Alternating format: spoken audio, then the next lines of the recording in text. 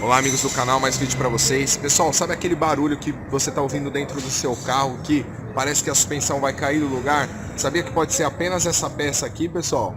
O pivô da bandeja. Pode ser apenas ela que está com uma folga fora do normal e está fazendo esse barulho. E às vezes você acaba trocando várias peças. Então para você que está com problema no seu carro de barulho, quer fazer uma análise, traga seu veículo pra gente, vamos fazer uma análise do seu carro, resolver seu problema e trazer novamente conforto para você dirigir, tá certo? Um abraço, até o próximo vídeo.